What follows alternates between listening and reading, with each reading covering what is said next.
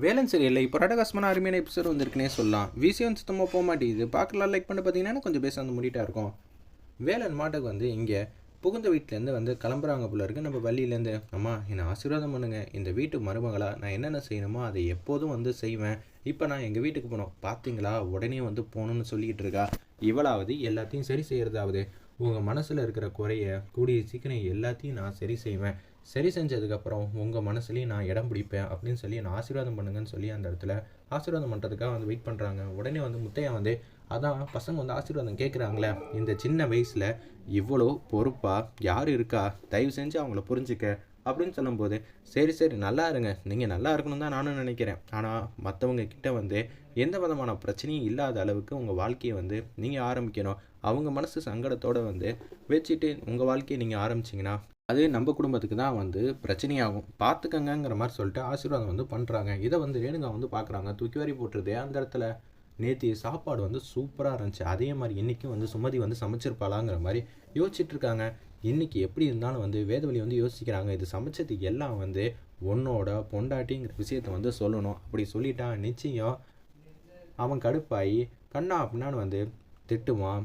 ஜானகியை வீட்டை விட்டு கூட துரத்த வாய்ப்பு இருக்குன்னு சொல்லிட்டு அந்த இடத்துல யோசிக்க ஜானகி கிட்ட வந்து பேசுகிறாங்க. நம்ம சுமதி, அக்கா இந்த வாட்டியும் டிஃபன் வந்து சூப்பராக இருக்க போது, மாமா மனசில் நீங்கள் கூடிய சீக்கிரம் இடம் பிடிக்க போகிறீங்க அப்படின்னு சொல்லி சந்தோஷமாக ஆனந்தமாக வந்து பேசுகிறாங்க. அப்பன்னு பார்த்து, இல்லைம்மா நான் வந்து எடுத்து கொண்டு வந்து வைக்கலாம், ஆனால் மாமாவுக்கு வந்து சுத்தமாக பிடிக்காது, நீயே வந்து கொண்டு போய் வை, அதுதான் வந்து நல்லதுங்கிற மாதிரி சொன்னோன்னே அப்படியே வந்து அந்த சாப்பாடை வந்து எடுத்துகிட்டு வந்து வைக்கிறாங்க. சப்பாத்தியும் குருமாவும் செஞ்சுருக்காங்க போல இருக்குது, சுண்டல்லாம் போட்டு.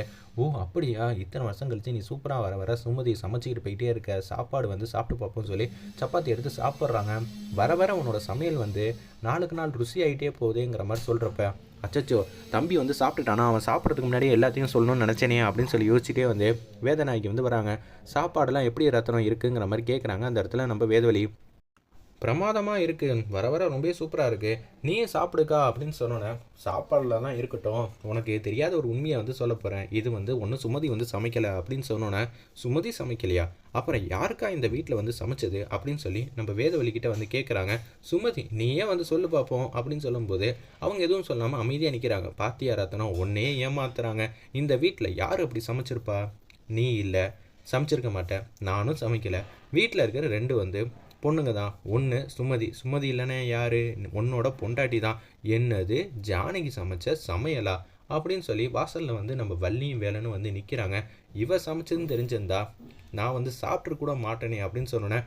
ஜானகி இங்கே வா, நீ சமைச்சதாங்கிற மாதிரி கேட்குறாங்க. ஆமாங்க, நான் தான் உங்களுக்கு பிடிக்குன்னு சமைச்சேன், இந்த சாப்பாடு மட்டும் இல்லைப்பா, நேற்று ரசித்து ருசித்து வந்து ரசம்லாம் வாங்கி 2 கப்பு 3 கப்புன்னு குடிச்சல, இது எல்லாத்தையும் வந்து சமைச்சது யாருன்னு நினைக்கிறேன், உன்னோட பொண்டாட்டி தான் அப்படின்னு சொன்னோன்னே பீங்கான் தட்டை வந்து தூக்கி வந்து விட்டேறிகிறாங்க.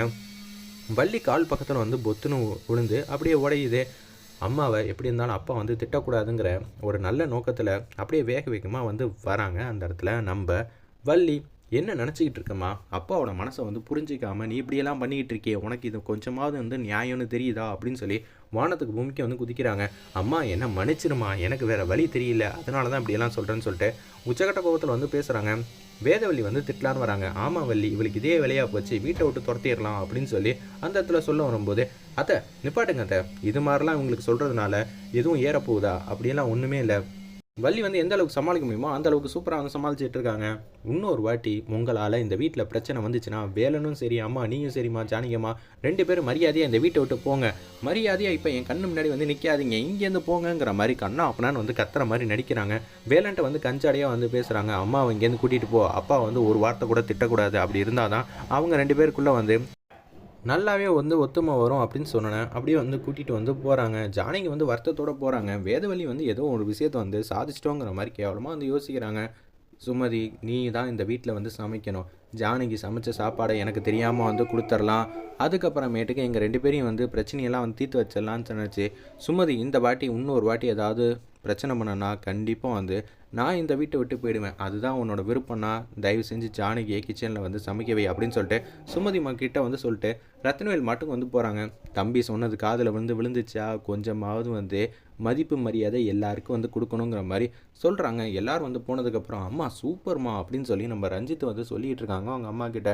ஆமாண்டா, இனிமேட்டு நம்ம எல்லாமே திட்டம் போட்டதெல்லாம் நடக்கும். ஜானகியும் சரி என் தம்பியும் ஒன்றா வந்து இருக்கவே கூடாது. அவங்க 2 பேரும் பிரித்து வைக்கிறது தான் நமக்கு வந்து நல்லது. அவங்க 2 பேரும் சேர்ந்துட்டாங்க, அப்புறம் வள்ளியும் வேலையும் வந்து சேர வச்சுருவாங்க. அதுக்கப்புறமேட்டு நம்ம வாழ்க்கையில் வந்து பிரச்சனை மேலே பிரச்சனை தான் அப்படின்னு சொல்லி யோசிச்சுட்டு இருக்காங்க. இத்தனை நாளாக வந்து ஜானகி இந்த வீட்டில் இல்லை, ஆனால் இப்போ இந்த ஜானகி வந்து இந்த வீட்டில் இருக்கா. இதை வந்து நம்ம சந்தர்ப்பத்தை பயன்படுத்திக்கிட்டு அவளை நிரந்தரமாக வந்து வீட்டை விட்டு துரத்தணும். அதுக்கு தான் நான் திட்டம் போட்டுட்ருக்கேன். அம்மா அந்த வேலன் வந்து ஏதாவது ஒன்று பண்ணுவானேம்மா அப்படின்னு சொல்லி யோசிக்கிறாங்க. அந்த இடத்துல விட்ரா எதுவாக இருந்தாலும் பார்த்துக்கலாம். அம்மா வள்ளி ஒன்றும் அவ்வளவெல்லாம் நல்லவல்ல, நம்ம முன்னாடி நடிக்கலாம்ல. அவள் தெரிஞ்சோ தெரியாமலோ வந்து நடிக்கிறாடா, அது எனக்கும் தெரியுது. நான் எத்தனை பேரை பார்த்துருப்பேன். ஆனால் அவள் வாயாலேயே வந்து ஜானகியை வீட்டை விட்டு வெளியே போகிற அளவுக்கு நான் திட்டம் போட்டு வச்சுருக்கேன். அப்படியாம்மா, சூப்பர். அது என்ன திட்டம்? எடுத்தோன்னே எல்லாத்தையும் சொல்ல முடியுமா அப்படின்னு சொன்னோன்னே ரொம்ப சோகமாக வந்து போகிறாங்க நம்ம ஜானகி ரூம்குள்ளே. அம்மா நீங்கள் எதுக்கும் கவலைப்படாதீங்க அப்படின்னு சொல்லி வள்ளி மேடம் யதார்த்தமாக தான் சொன்னாங்க. அவர் திட்டினதை நினச்சி கூட நான் கவலைப்படல, ஆனால் வள்ளி தான் என்ன புரிஞ்சுக்காம இப்படியெல்லாம் திட்டினதை நினச்சி எனக்கு கவலையாக இருக்குங்கிற மாதிரி பேசுகிறப்ப வள்ளி வந்து ஸ்லோ மோஷனோட அந்த ரூமுக்குள்ளே வருவாங்க. நான் வந்து உன்னை திட்டுவேனாம்மா, எனக்கு வேறு வழியே தெரியலம்மா, அதனால தான் இந்த மாதிரி திட்டுறதா போச்சு. அப்பாவும் நீயும் சண்டை போடுற விஷயத்த வந்து அவங்க வந்து ரொம்ப சந்தோஷப்படுவாங்க. நான் திட்டினா அது ஒன்றும் பெருசாக நீ மனசில் வந்து நினச்சிக்க மாட்டேன். என்றைக்காவது ஒரு நாள் நான் திட்டுறப்ப அப்பா வந்து என்ன நீ உங்கள் அம்மான்னு கூட நினைக்காம இப்படியெல்லாம் பேசிகிட்டு இருக்கேன்னு சொல்லி உனக்கு ஆதரவாக வந்து பேசுவாருமா நம்ம அப்பா. நீ எதுக்கும் கவலைப்படாத. ஓகே, நீங்கள் 2 பேரும் ஒத்துமையாக இருக்கீங்களே. போன விருந்து சாப்பாடெலாம் எப்படி நடந்துச்சு, அங்கே என்னென்னலாம் நடந்துச்சுங்கிற மாதிரி கேட்டோன்னே என்ன சமைக்க சொன்னாங்க, காலையில் மத்தியானம் எல்லாம் நான் தான் சமைச்சேன். அச்சச்சோ, இவளுக்கு தான் சமையல்னா என்னன்னே தெரியாதே, எப்படிமா அதெல்லாம் உனக்கு தெரியும் அப்படின்னு சொல்லி கேட்டோன்னே சுமதிக்கிட்ட அப்பப்போ உன்னை பற்றி இருக்கிற விஷயத்தை எல்லாத்தையும் வந்து கேட்டுட்டு தான் இருக்கேங்கிற மாதிரி சொல்கிறாங்க. அப்புறம் என்ன தான் நடந்துச்சு, வேலனோ ஆனந்தி எல்லாம் சேர்ந்து தான் எனக்கு உதவி செஞ்சாங்க.